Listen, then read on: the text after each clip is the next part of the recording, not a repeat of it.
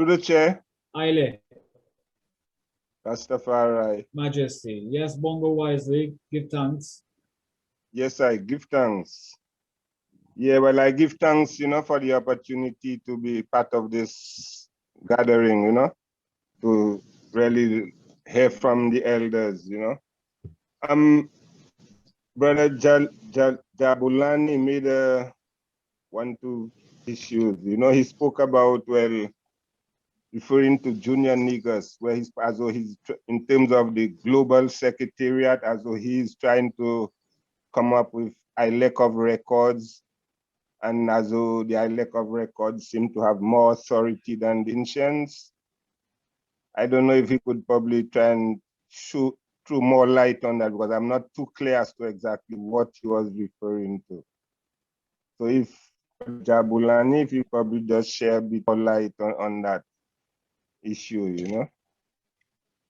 Or I don't know if Brother Baku, Shango Baku, I don't know whether he can say anything pertaining to that. Because I realized even Brother Steve seemed to have left also. Yes, I can say briefly that there's a delegation from Jamaica that visited South Africa in the past month, of which Ras Junior Negus was a member. And what Jabulani inferred was that Ras Negus was saying that neither the RCC, nor the GRC, nor any of these organizations had any authority to go forward, as they have not been mandated by the Elders Council in Jamaica. And we responded, and I responded that this was not the case. One should not make egotistic judgments such as this, especially where we have a huge growing community as in South Africa. To stop or prohibit a movement that is on its way upwards would not be conducive to the progress of the movement. That there should always be an attempt to positively add to what is happening, rather than to take away from any progressive force that is happening. I cannot speak fully of this matter, but there are still elders who have wanted to repatriate. They are still in South Africa at this time. There is some element of divisiveness, if not confusion, among them that has arisen because of these statements. But the community in South Africa is trying to welcome them home and even find a way for them to remain in South Africa and reason and come to a settlement about these disputes that arise everywhere we are. We reason, we differ in opinions, and we reason until we can arrive at a solution. So I don't think it is something greatly disturbing. As Ras Faku has pointed out, he has not seen that there is any authorization from the House of Elders of Ayabingi that this movement to South Africa has been promoted. And there are even contrasting opinions. And the elders, as he has pointed out, are not as active perhaps as they were in the past. Some of them are not in a fully healthy state. And therefore, we have to move forward. Rastafari has to change and develop and remain consistent to original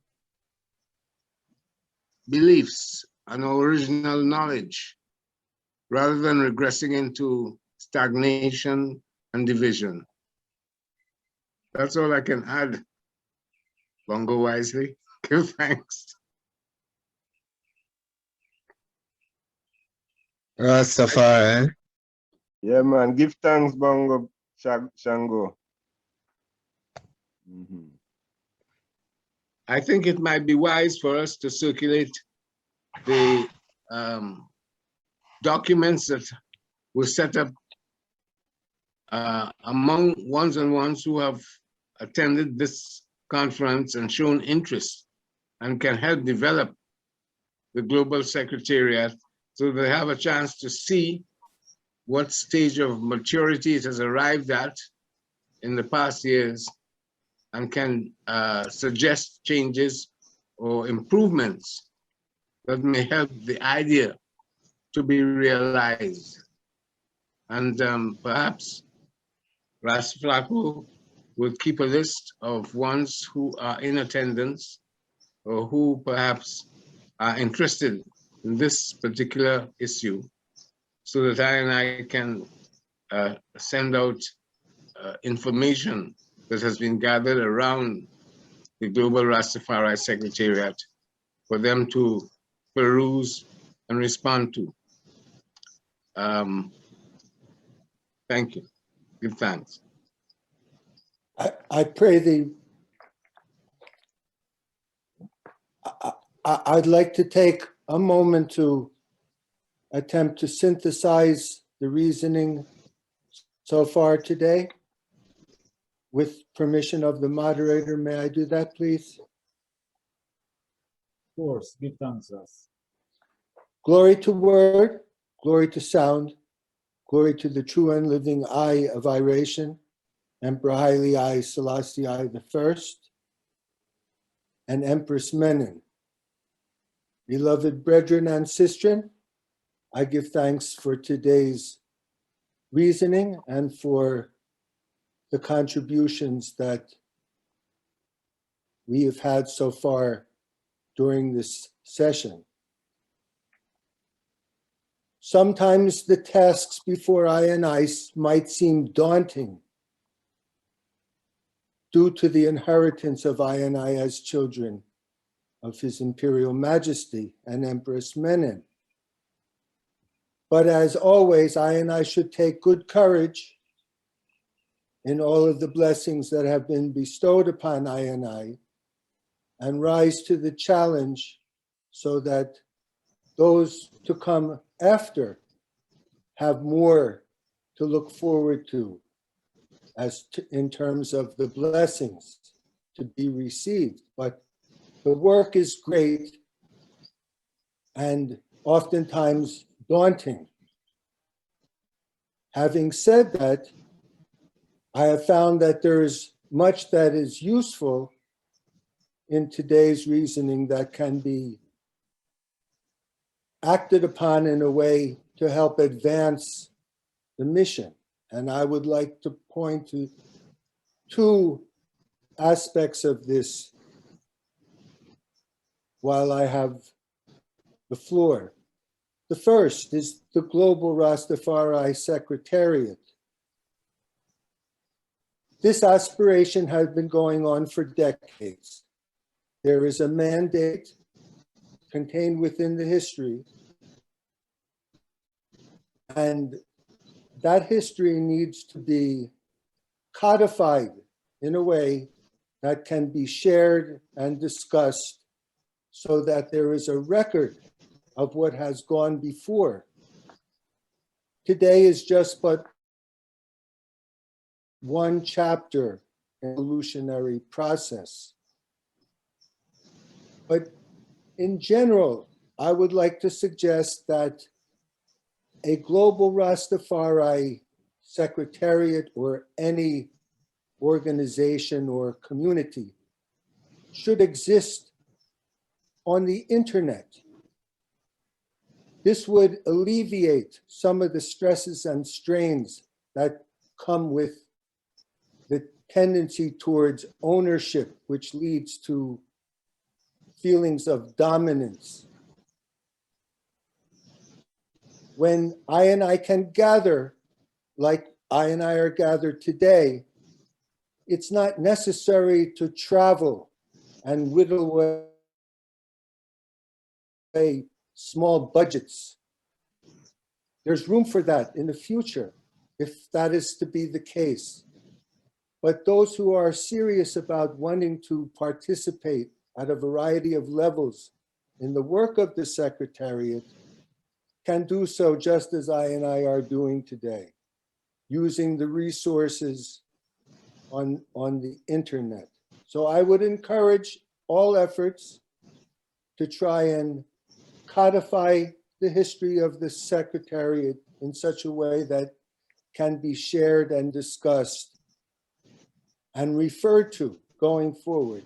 The second thing is the linkage between Africa and the Caribbean. This is a natural growth that has been going on since the inception of the movement, and even before, during the eras of slavery and colonialism. So when it comes to that linkage, it should always be grassroots. Rastafari are people with many different types of problems and concerns. What links Africa and the Caribbean more than anything else as regards Rastafari is the ganja issue. These problems are mostly localized within the relationship of individuals and groups and mansions and houses and the nation states in which the people find themselves. The role of the Global Secretariat should be an advisory one. How can the Global Secretariat help to articulate and enhance these grassroots struggles? So if we take any nation that has Rastafari brethren and sistren that have a history of difficulties around the ganja thing, these are things that are common and help to unify in the sense that in all cases, the marginality of Rastafari has suppressed the opportunities that are now driving the growth of the international ganja market, both internally to countries and globally. This is something that all of I can come together around. So by trying to work on actionable projects that have a grassroots foundation in the communities in which ones live and work, this can provide a way to help build the unification process. Because unless those Rastafari organizations and collectivities can enhance and move forward the grassroots issues of the people, everything will remain but a dream. Selassie. Give thanks, Ras Elliot. And the invitation is for all of I to hear these words and forward confidently. So I give thanks for all this information that came up today about the Secretariat, and I think that it's important what has been said to make circulate the document of the project that is available so far. So, and I'm referring to what Ras Shango Bako was mentioning during his last intervent. And so I have asked here in the chat to write down the personal email of all of INI so that we can forward to each individual email the documents that Shango Bako was mentioning. So I give thanks for all of the contributors to this topic, and I think that we should keep once and once informed about the evolution of the global secretariat, and clearly the mailing list will help that process. So if nobody Yes, has, yes, King. Right. Yeah, just to share a little light on, even the presentation by the brethren earlier on, and towards the whole functionality and reality of the Rastafari Global Secretariat, As both of the brethren, both Shango Baku and Jabulani indicated, that came out of the 1983 conference, where it was stated that there was the need for a Rastafari Global Secretariat. At the time, to a lot of people, it looked like something impossible, But then over the years, it took time because even at that time, not even the mansions themselves were not properly organized as they should have been, because the vibration of organized and centralized coming from the time of Marcus Garvey coming right through, and then even up to now, Rastafari is not properly organized and centralized as we're supposed to be, and that is what the Global Secretariat is endeavoring to do, We must give thanks to the efforts of the CRO, the Caribbean Rastafari Organization, as well as the Rastafari Continental Council in Africa. It has taken that step, because from the time, the beginning of Rastafari, it is more mansions. And even from, as a brethren who grew up in the Nyabingi house, vibe of fire-born organization, that was quite prevalent all in the 60s, 70s, and them kind of time, the 80s, even up to the 80s, you would still hear him and tell you fire-born organization and them kind of way there. But then His Majesty, Marcus Garvey, show I and I that we must be organized and centralized if repatriation has to become a reality, So we've grappled with that, and I give thanks, because even with the advent of the CRO, which came about again as the result of the centenary trod by the elder patriarch Ras Bonerges, who visited 13 islands within the Eastern Caribbean region, and spreading the Nyabingi order, churchical order of the Nyabingi and so on, But then we got together, we got to know each other from the different islands, and that brought a togetherness amongst us, And then at the there was a Rastafari conference in St. Croix in 1997, and there again with the same guidance from the elders, we were mandated to establish Rastafari working committees, so we, within the Eastern Caribbean, we set up what was then known as the Eastern Caribbean Rastafari Working Committee, because we also got the mandate to host the 1998 conference in Barbados. And, so we consolidated the Rastafari Working Committee to the point where we realized that we couldn't remain just as a working committee. So the working committee had to be structured, and it was there we formed the Eastern Caribbean Rastafari Organization. It was ECRO, And again, we continued the mobilization. All during that time, we get enough stick from our own brethren and sisters who feel as well we are politicians and we looking to bring Rasta within politics and so on, So all of these things we had to battle, you know, to really come to where we are today, you know.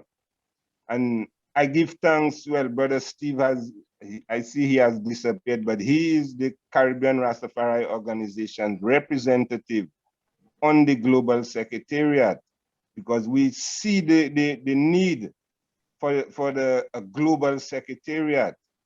But then for it to be effective, it has to be something which starts at the bottom and going up, and not something which starts at the top. You know, because even when we set up the CRO, enough people was asking, but what CRO doing for us, what CRO can do, and so on, you know. But we had to tell them, no, it's what we can do for CRO. It's not what CRO can do for us. You know, so we have to take it from the bottom, go up. So organizing the various Rastafari communities throughout the island, we took on that mandate. And within the CRO, we were able to have what we call Rastafari summits throughout the different islands, spreading the importance of coming together and organizing ourselves, not only as a church, but also as statical institutions, what His Majesty referred to as secular institutions, you know? So we got this thing going, and today we can see the benefit of it, because look, right now, the CRO and the RCC are able to come together and establish a memorandum of understanding, you know? So it is in that kind of format. You know, probably you have South America, the Rastafari community in South America, in North America, in Europe, coming together, organizing themselves, and then those institutions now would send delegates to the global secretariat meeting, you know, because that one will say, well, boy, he's Bingi, that one will say he's 12 tribe and so on. But we need to organize ourselves beyond whether it's Bobo or Bingi or 12 tribe, you know. It's Rastafari. We need to organize ourselves as Rastafari. And the 1983 conference also established that the Nyabingi order is the spiritual foundation of the Rastafari movement or the Rastafari community, you know. So Nyabingi is a spiritual order, it's a spiritual thing, you know. Well, because the Bobo supposed to be still Nyabingi, the Bingi house still Nyabingi, but as long as it's the order of righteousness one upholds. But that is what the Nyabingi order is all about, you know. So whether we are divided or organized in whether secular groups, a cooperative there, or a business entity there, or whatever, but our spiritual base have to be Rastafari, Nyabingi, you know, and that will give us the platform from which we can organize and centralize the global scale, you know. I just wanted to add that little. Give thanks. I give thanks, Bongo wisely. Give thanks. So I think that, wow, so many things. And for those that have not left their email in the chat room, please write it down so that in the next days you will receive the document that. Elian? Aile. Yes, sir. Yes, Yeshen. There is right now, whilst we are under lockdown and can be making use of the cyberspace and actually shaping ourselves to communicate better on these levels. Now, one thing that should be looked on is that Rastafari rise through the liberation struggle, and the Pan-African movement was well, you know, across the board amongst the rising of the liberation of Africa. Enough of the leaders right now and those within parliament, government representing, right, the people on the ground, majority of them were schooled by I&I to a certain level. this is where they are right now on the continent. Majority of them, right? Even those who are in intelligence, in the police, within the investigations and so forth, the head police go and get training even in Jamaica and Cuba. And part of their training is to study the Rastafari. So they are very knowledgeable and are actually waiting for the Rastafari to stand up and get involved more actively even within the political system on a level. Right? This is where the secretariat can become very important in helping to nurture ones-on-ones and advice, right? And to be able to be a voice for their community. Because like here in South Africa, you're looking at between 3 to 5 million strong as Rastafari, as families, individuals, and so forth, right? That is a constituency which is very strong, right? Even if they were to realize their economic wealth and social, what they are putting into the economy of the country. You see, this is how a lot of the countries, the states on the continent now is looking and realizing, right, the strength of what Rastafari Pan-Africans are able to do within their community. Again, there is the in May ones-on-ones, I'm sure are aware of the African Rastafari, what them call the African Rastafari new faculty of overstanding. These are ones-on-ones that are coming forward. They're having a gathering in Ethiopia in May. Right? And these are those who are looking now at the situation that Rastafari is in and looking at how to formulate a new way of Rastafari to be accepted across board, right? So these are things that now by having these gatherings, they are there in Ethiopia, looking to even go into engaging with the AU, you see, on these levels. So where the secretariat and getting the communities of Rastafari globally interactive, right? This is where it is very necessary in this time. I give thanks, Rastafari. Give thanks, Ras Jabulani.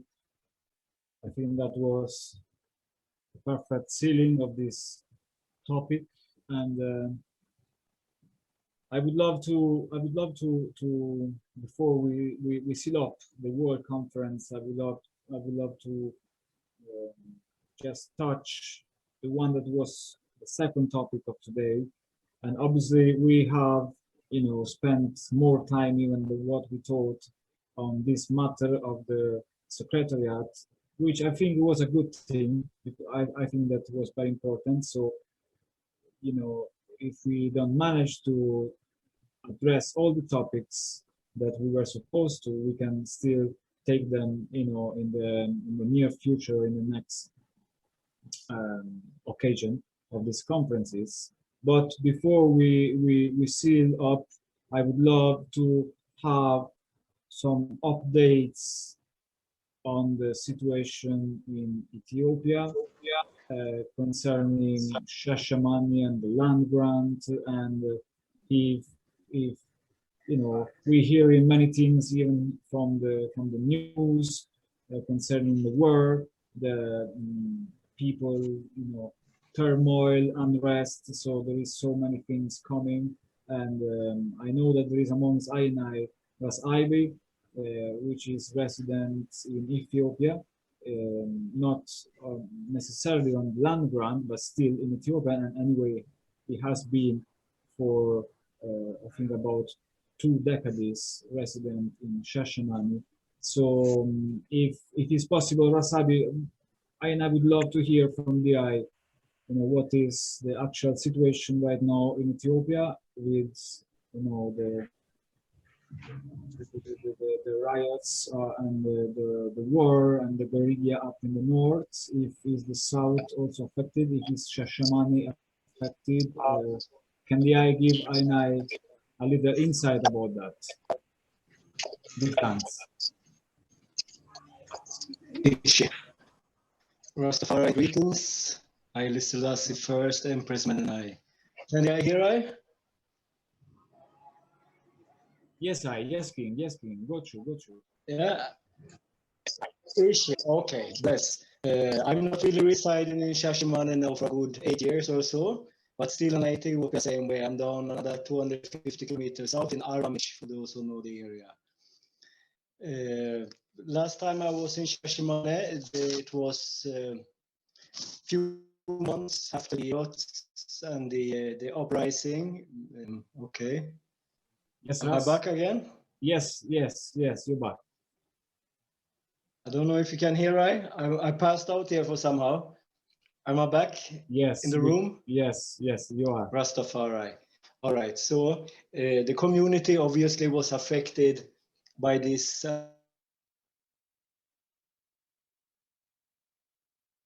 Nyabingi chanting at Coronation, Iowa, same way. Peaceful and very, very loving, was good for the community, and there was a few people from outside same way.